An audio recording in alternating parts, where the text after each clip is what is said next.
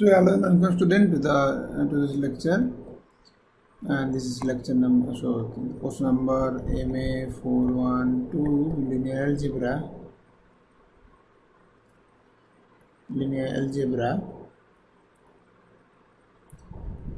and this is lecture number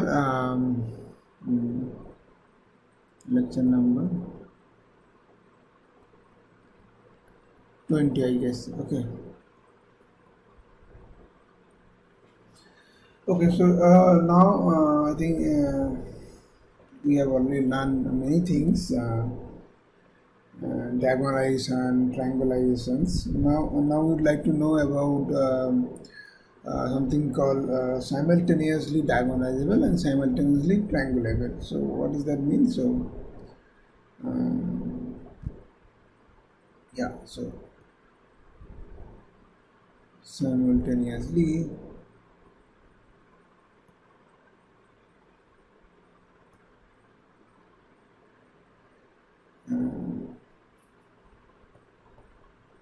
diagonalizable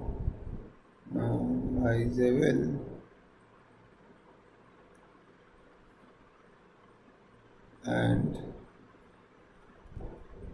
same thing, simultaneously triangulable. So what does that mean? So I will define it. Simultaneously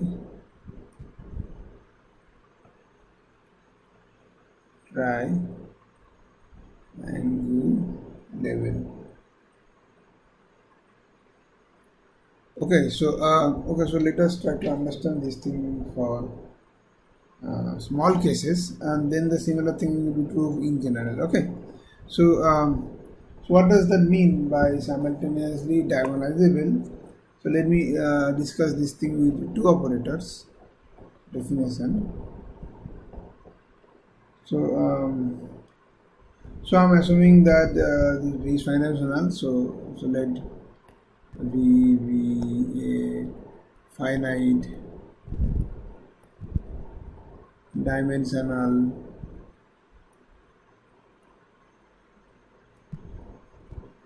vector space over F over field F, and you have two linear operators T1 and T2, two linear operators that is inside LV operator on, right? We say that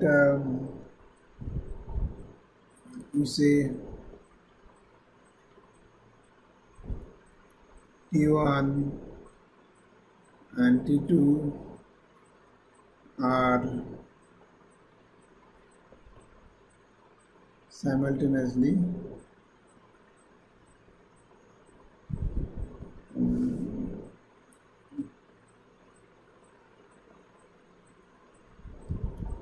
diagonalizable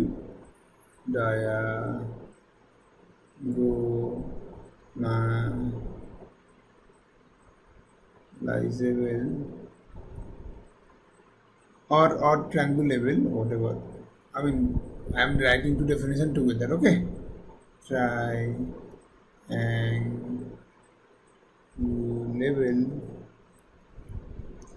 if what happens if you can find out a basis, if there exists a basis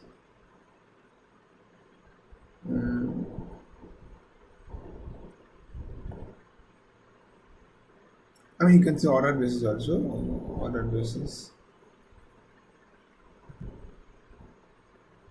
basis say B, okay, such that the matrix such that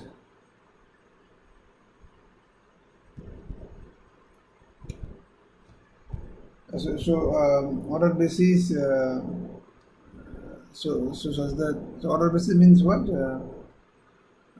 So you choose. I mean, there should be a order basis which are actually consist of eigenvectors. So such that what happens is that the matrix representation of T1 with respect to the basis B and T2 with respect to the same basis B are diagonalizable, diagonalizable for the case of simultaneous diagonalization or triangulable. Okay, so I'm writing both definitions, right? So or triangulable are sorry, are diagonal, not diagonalizable. So with respect to that, this matrix become diagonal matrix.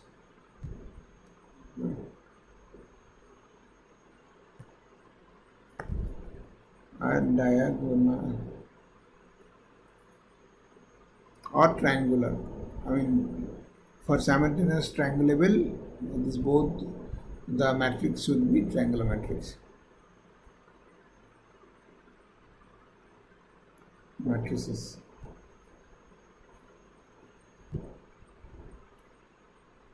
So what is the meaning? The meaning is that so equivalently. What does that mean? So equivalently. So for diagonal matrix, what you need? So you need a basis consisting of eigenvectors. Okay. So eigenvector, you can find out a basis which is equivalently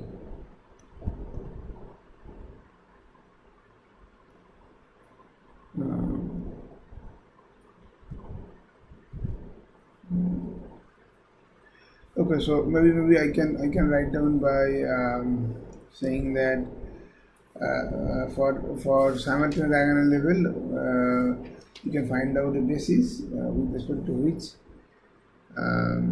that so yeah, so with respect to which that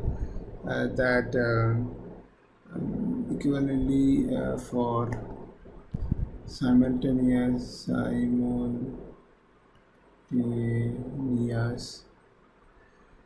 diagonalization of say two operators T1 T2, there exists a basis B whose members or elements are actually eigenvectors for both T1 T2 simultaneously. So that means elements will be eigenvector for T1, also eigenvector for T2. Okay, elements which are elements are eigenvectors for T1 T2. Okay, and this is the fact for diagonalization. For triangulation, I will tell you 1 minute. So how to prove these results, like whether this kind of matrix exists or not? So first of all, we just try to understand that what happens if two linear operators are simultaneously diagonalizable. Then can we have some kind of necessary condition for that or not? Okay, and then we will check that whether this necessary condition is also sufficient for that or not. Okay. So let me prove this theorem,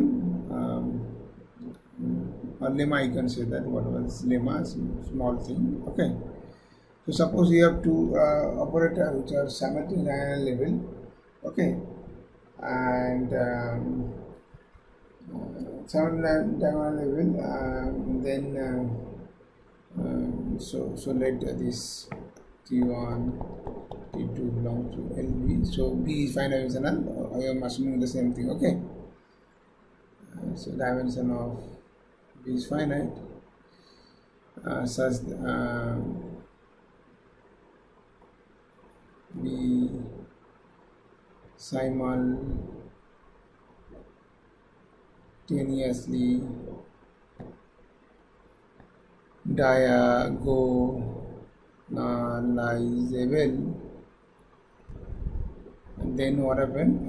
Then they commute actually. Then T1, T2 commutes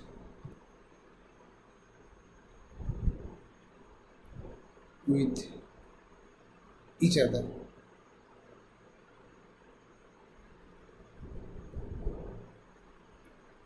That is what that is. T1 T2 is nothing but T2 T1. So as a map, this composition, this T1 T2 and T2 T1 are same. Okay, that doesn't matter. So how do you prove this statement? So yeah, so how to prove the statement that these two commutes? So what does that mean? That means so you need to first find out. Okay, so proof.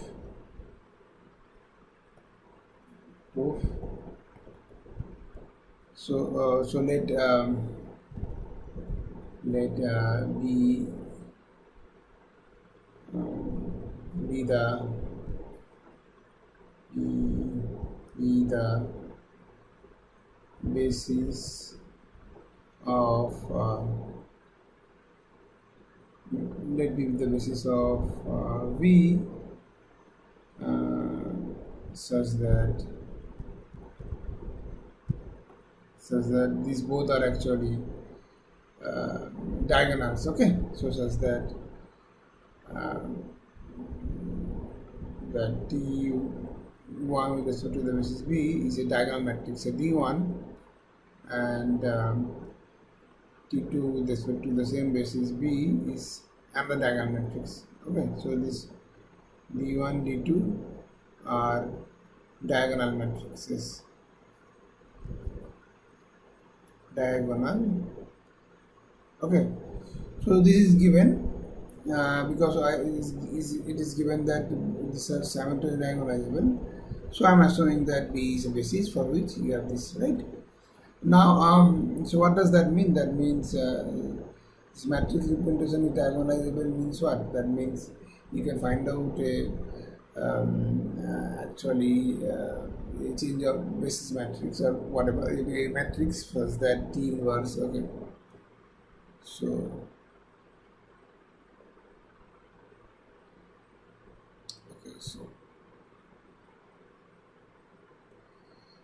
okay, there are two ways to prove. You can directly prove that. Then actually what happened? Then this T1 with respect to this basis, and then T2 with respect to this basis. This product is D1 D2, right? I think this is an easier way to prove that. But you know the diagonal matrices come with each other, right? So this is nothing but D2 D1 and D2 D1. And so on the other hand, this portion is what? This portion is T1 T2. This is usually proved in the class. So this product of the matrix representation of product of this is nothing but the product of each of those things, right? And this is D2 D1 means what? D1 means T2 with respect to the basis B into T1 with respect to the basis B, and which is nothing but again and T1 T2 with respect to the basis B. So what does that mean? That means this T1 compose T2 and T2 compose T1, they have the same basis with respect to they have the same matrix with respect to the same basis. Okay, and this implies that they are actually same. So this implies T1 T2 has to be equal to T2 T1. Okay.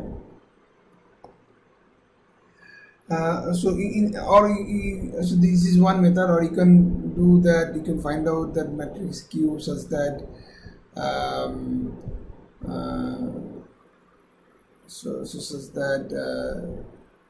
so whatever the matrix representation is there with respect to standard basis matrix, if you multiply that both sides, then it becomes D1, right? You can do that same thing. Okay, so anyway, so yeah, so this proves that whenever you have two operators which are simultaneously diagonalizable, then they are actually commutes. Okay. So now one can ask, what happens if so what happens if the converse is true or not? If two matrices are simultaneously. Suppose there are two operators which are diagonalizable and they commutes. Does that imply they are simultaneously diagonalizable or not? Okay. So question: if T1, T2 belongs to LB are diagonalizable and they commutes, that means T1 compose T2 is nothing but T2 compose T1. Okay, does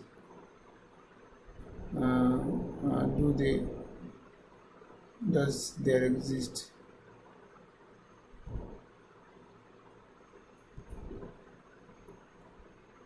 a basis B of V such that they both are diagonal with respect to the same basis are diagonal. So that means they are simultaneously diagonalizable. Okay, this is the question, and the answer is yes. It is true. So why it is true? Because okay, so the answer is yes. So this is always true. Okay, so how do I prove? So you start with one operator maybe, and then you check with. Okay, so now the proof of this theorem actually use the induction. So we will use induction on this dimension of the vector space V on say dimension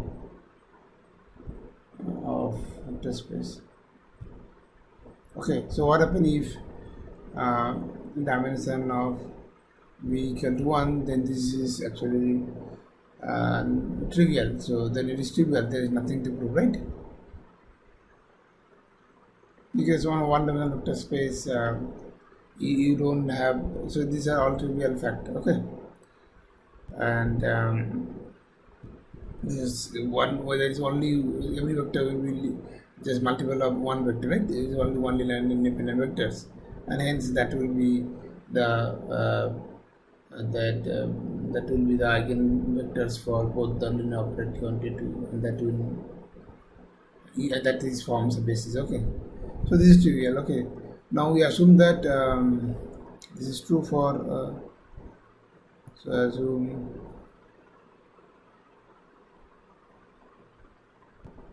that the theorem is true for this dimension, true for any vector space with dimension less than dimension of V. So true for any vector space whose dimension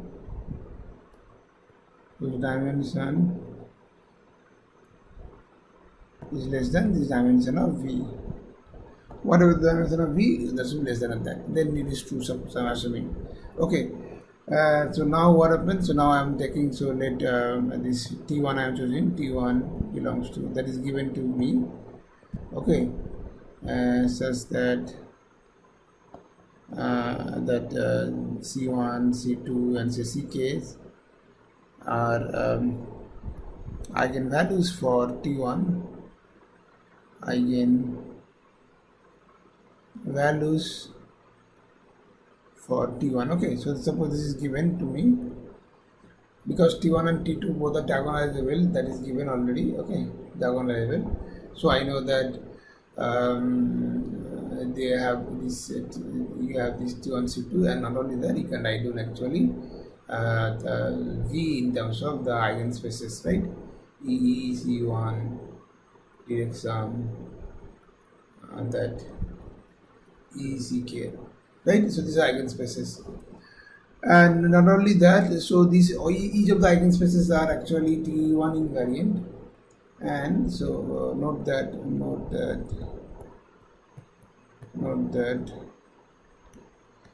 each ECIs are invariant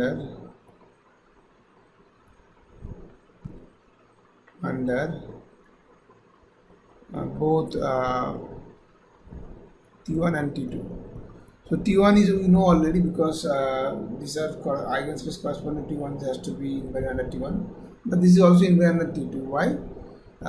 So one part is obvious, right? Invariant under T1 is we already proved it. Now why this is invariant under T2?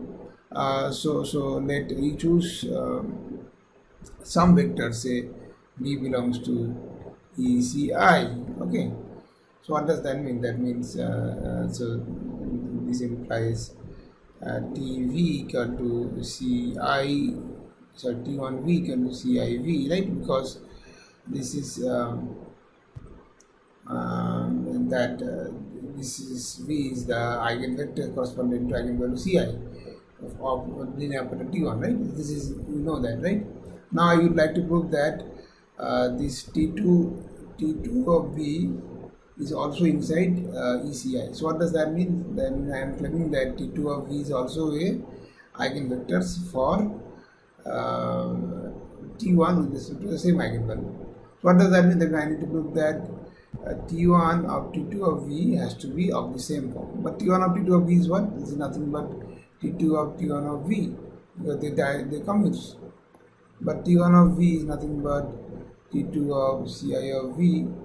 But T2 is linear operator, so this Ci comes outside, so this is Ci of T2 of V, and hence this implies that T2 of V is again inside ECI. So what does that mean? That means that ECIs are so this is true for every CI. There is no speciality about C1, right? So these are invariant under T2 also, right? So these eigenspaces are obviously invariant under the same operator, which I think eigenspace of this, but it's also invariant under all the other operators which commutes with this. That is the proof here. Okay. Now let me write down. Assume that so we choose so maybe yeah. So maybe I am choosing. So for each of Wi, so for each, so suppose Ei is the restriction of T1 over this W1 Wi, okay, and say Vi is that restriction of T2 over W2 Wi. Because Wi's are invariant under both T1 and T2, so we can talk about the restriction maps, right? So Vi and Ui are linear operators on the T invariant subspaces, and T2 and T1 invariant subspaces, and they are also diagonals. So thus Ui and Vi's are also diagonalizable as T1 and T2 are diagonalizable,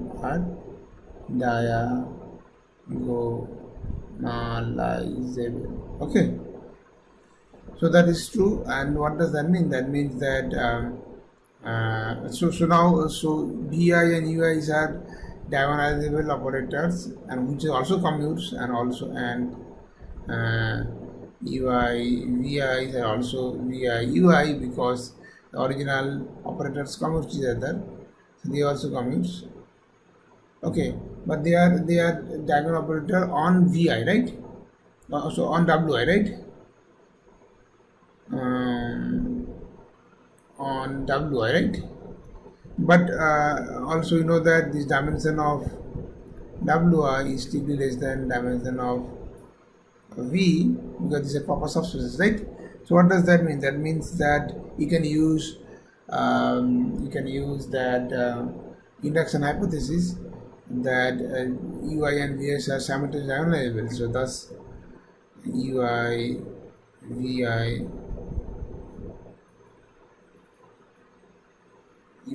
are simultaneously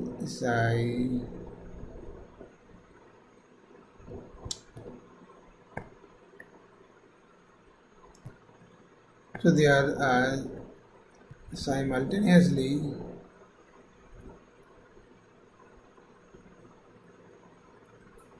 diagonalizable,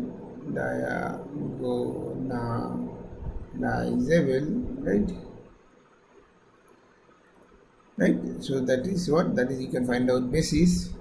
So that is, there exists a basis BI, basis of WI, such that this BI contains simultaneous eigenvectors. That means this eigenvector for both UI and VI, right? Contains simultaneous eigenvectors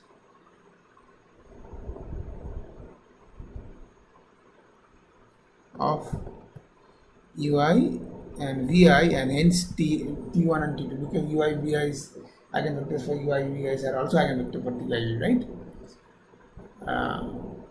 Eigenvectors of UI VI and hence for T1 and T2, right?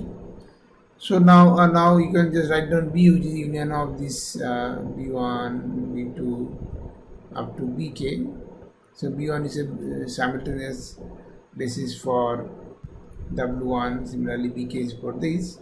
So this will be again a basis for V, which contains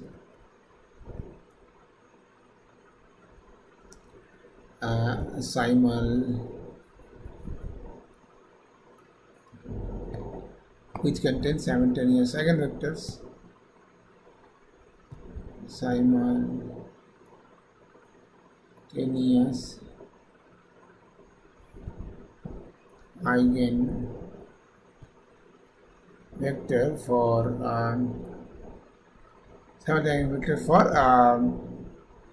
that T1 T2. Okay, and this is the theorem. Thus that means T1 T2 are simultaneously diagonalizable, right? And thus T1 T2 are simultaneously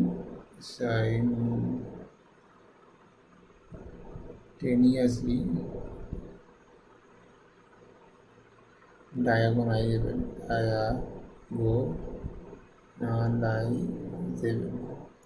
Okay, so this is the proof, and there is no speciality about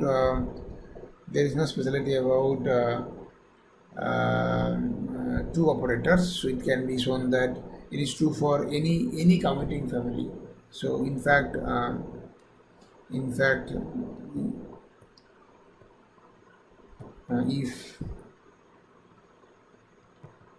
if you have a family, say this is a family of linear operators, and T belongs to LV, such that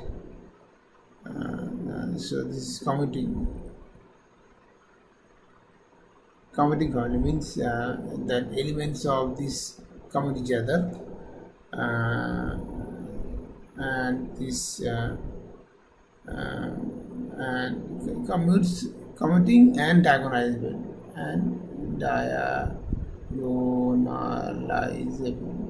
both, obviously. If everything is diagonalizable and they are commuting each other, then what happens? Then they are actually simultaneously diagonalizable. So then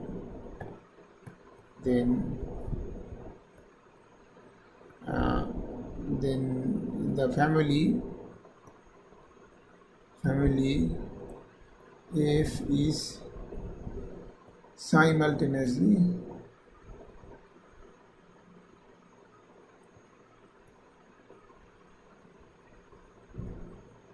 diagonalizable.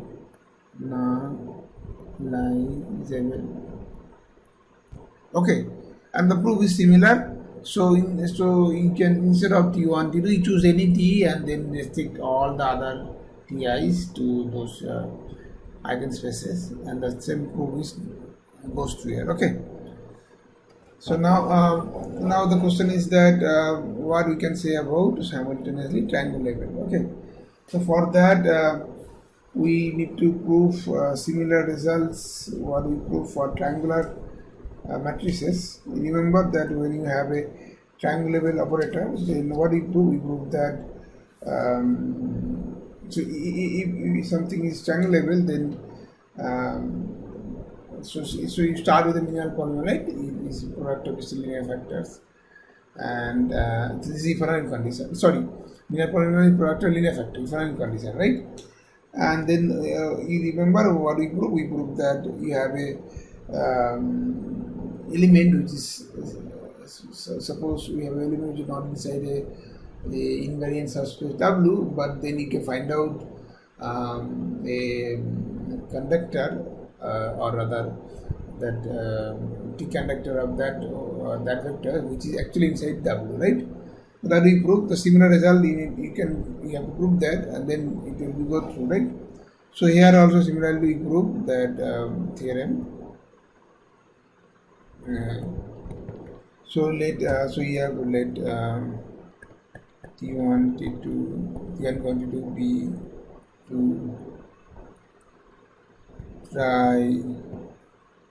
triangulable operator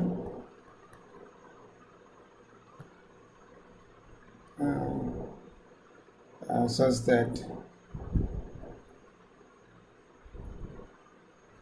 the common is there. So T1 compose T2 is nothing but T2 compose T1. So if this is given, so they are both triangulable and they compose each other. Okay. So if this is given and let you have a subspace, let W be a subspace of V which is invariant under both T1, T2, both T1 and T2. Okay. Then what happens? Then you can find out the vector. Then there exists a vector V belongs to V such that what happens? That's the number one. This V is not inside this W which is invariant under this, but this is next thing is what? So that the image of V under TIV, so TI means it is true for both T1 and T2. Okay, so this is actually belongs to that subspace spanned by V plus W. So what does that mean? That means that when you so for each of those, so these TVIs are actually inside this. So you recall that was we proved that T minus there exists some Ci, right, of I such that this is element of V, right, that we proved for triangulable matrices. And now we can prove that actually this is true for each of Ti, same Di. So that means this is same as this, that Ti of Ci minus Cii of V is belongs to W. It's for both I equal to 1 and 2. Okay. And the proof is also not difficult. So what you will have? So you will start with one operator, say T1, and then Then we will apply the previous theorem for triangle level theorems, and okay, so proof.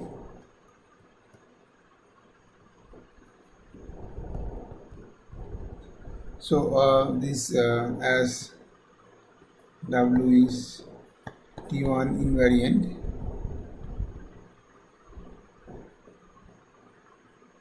there exists, okay, and obviously triangle level T1 invariant and triangle level triangle.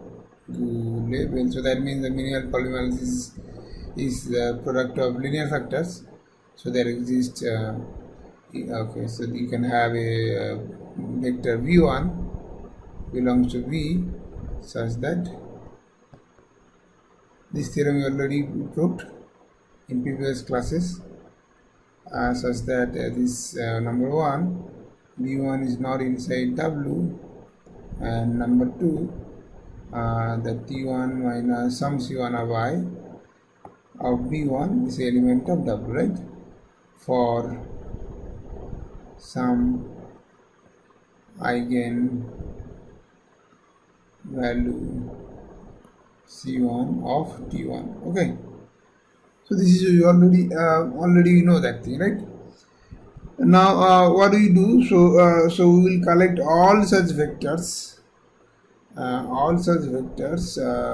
which satisfy this condition 2. Okay, so let me write down maybe this is v1. Let v1 be all such vectors v belongs to v such that this t1 minus c1i of v is element of w. Okay, then suddenly v1 is non-empty, so suddenly these vectors, the v1 is actually belongs to capital V1, right? By the way I define, v1 has to be inside w1, and also w is also subspace of v1. You note that. Why? Because for every element of w, if you choose every element of w, so that is t1 invariant, right? And hence as this is true, as w is t1 invariant,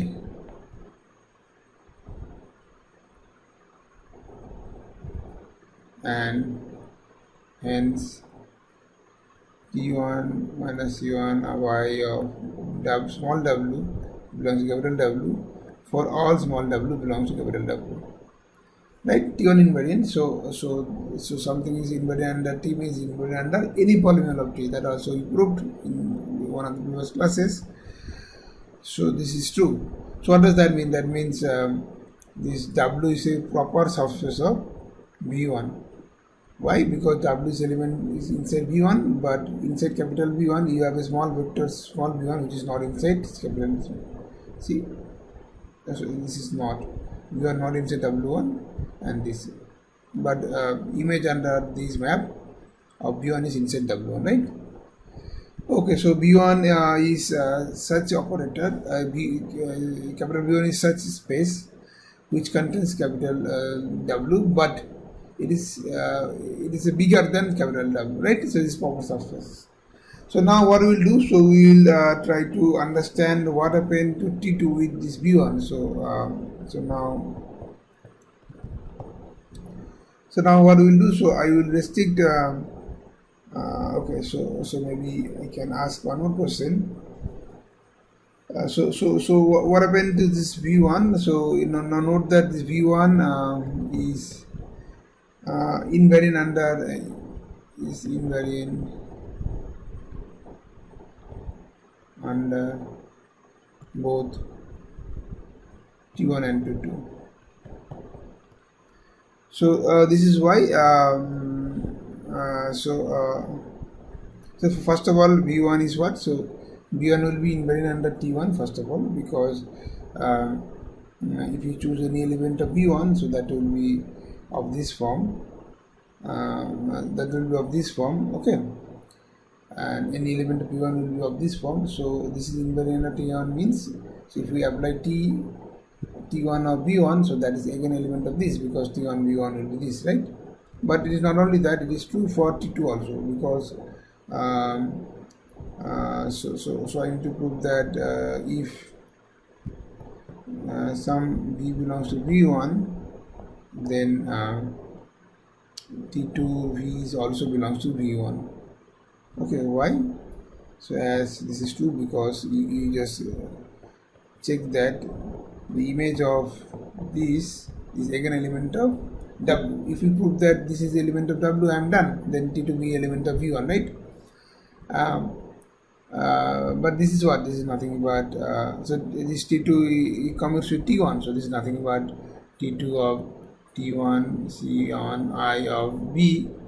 But B is element of V1, so that means this vector T1 minus T2B is element of W. So this is T1 into small w, T2 is small w for some small w belongs to capital W, right?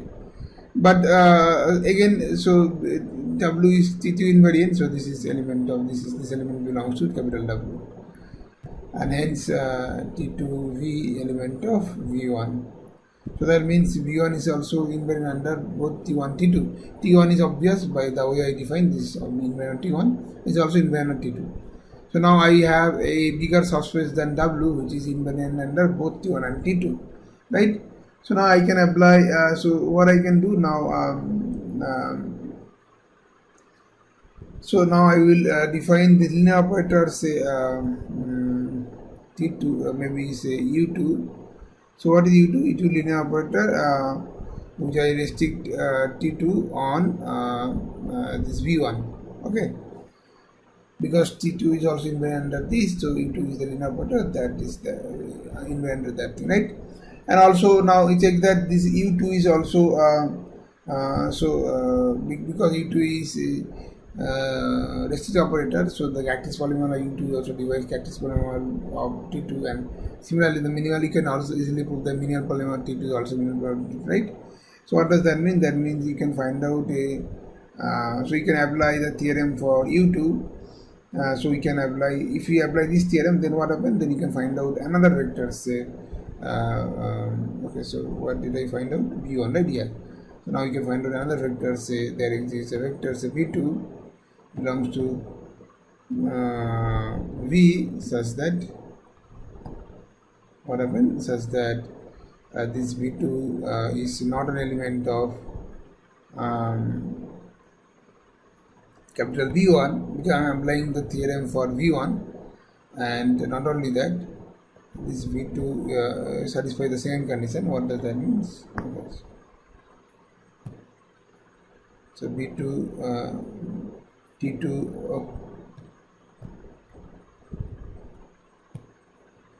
T2 minus C2 of I of V2 is element of V1.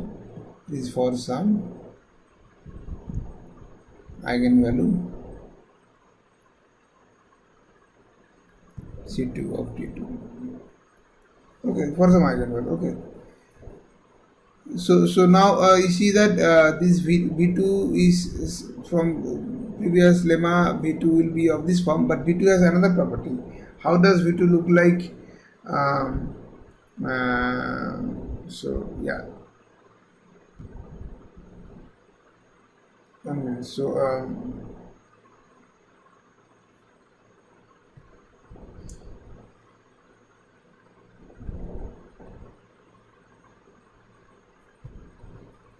okay, no, I think no, there's a mistake. So I'm choosing element this in V1 such that, yeah, so this is a mistake, such that this is not inside W1, but this is inside W. This is inside W. Okay. But there is one more property, because V2 is element of V1. So we also have that T1 of C1 I of this V2 is also element of W, right? Is by property definition. So what does that mean? That means this same vector actually making both this operator kind of a W identity T conductor of V2, right? So the T conductor of V2 is same as, so this is T under T1 conductor, also under T2 conductor, right? So this is what we want to prove. So that means that Ti of this V2 actually belongs to the substance spanned by V2 and W. So this is substance spanned by V2 and plus W. This is what we want to prove. Okay. Now this theorem tells you that what about the simultaneous triangle level theorem is also true. So thus the final theorem for today's lecture, theorem. So let V be a finite dimensional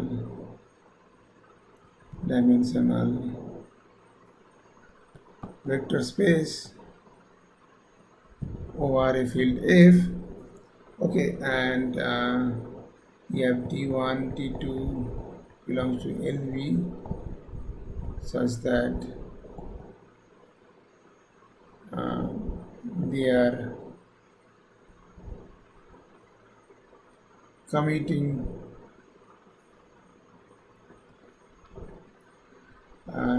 triangulable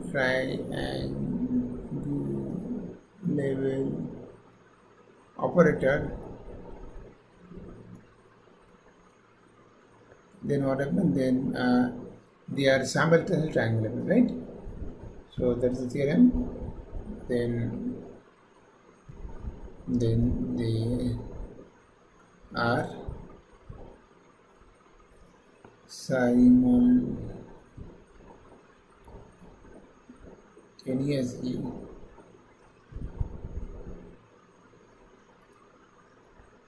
triangulable. So what does that mean? That means you can find out the basis for which the operator, when you write down the matrix representation with respect to T1, T2, so both will be triangle matrix with the same basis. Okay, and now the proof is similar because we already got the idea from our original proof that a linear operator is triangular if and only the linear polynomial is product of linear factors, right? So same result we use here, right? So because it is given that both are triangular matrices, this triangle level, so we can have 41, we can find out the basis with respect to which this matrix is triangle matrix. But fortunately, from previous lemma, we find out that this vector V2 are the same vector, right? So we can find out the same vector V2, which will be eigenvectors if when you choose W equal to 0. So it will be eigenvector for both T1 T2. Okay, and then we will choose W1 is space spanned by W2. Okay, so let me write down the proof properly.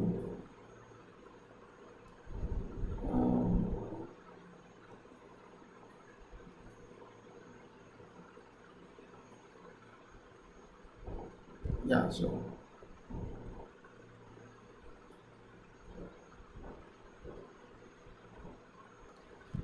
proof.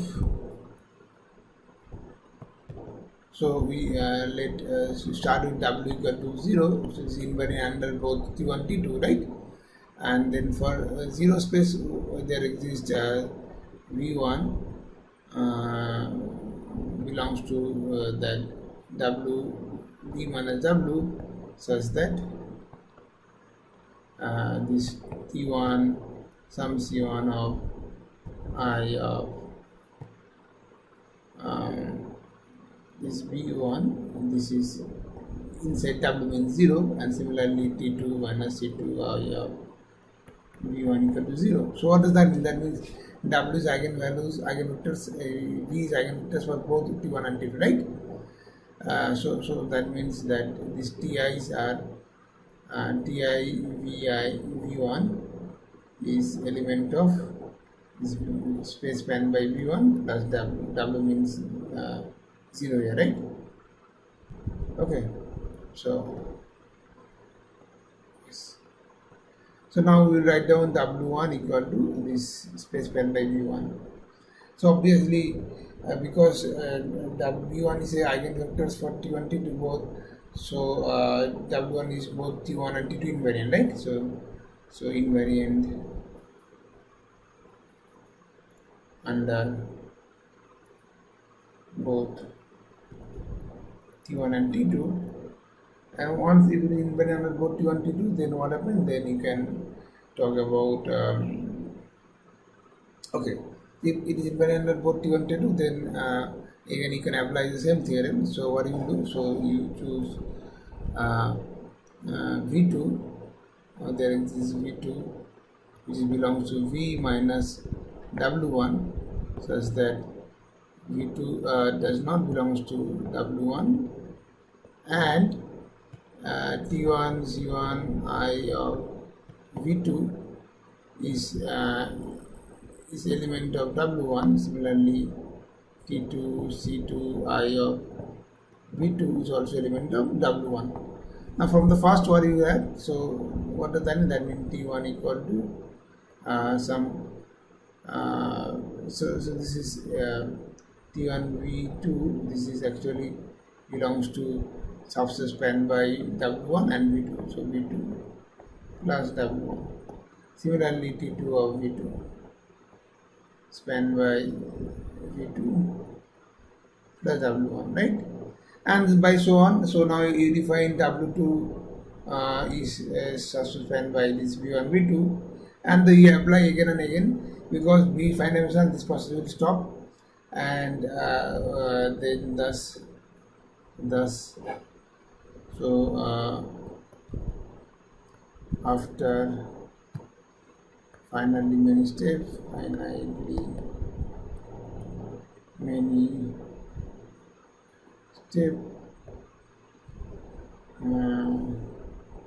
we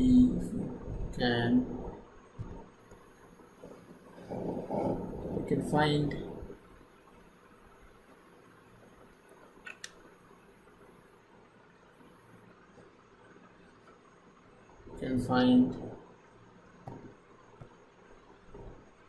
what we can find. We can find a basis which is consisting of V1 V2 Vn, such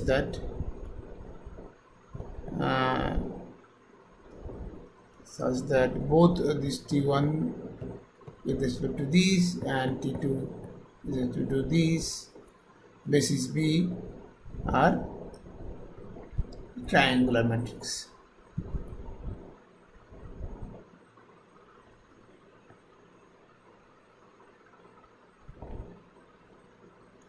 Okay, so this is essentially the proof. But let me tell you one thing, that there is no specialty about even two linear operators. You can choose any set of triangular operators which come with each other, and the theorem is still true. Okay, so thus that this is sufficient condition for existence of simultaneously triangular operator. Okay, and that shows you. So this is the theorem actually. Okay, so I will stop here.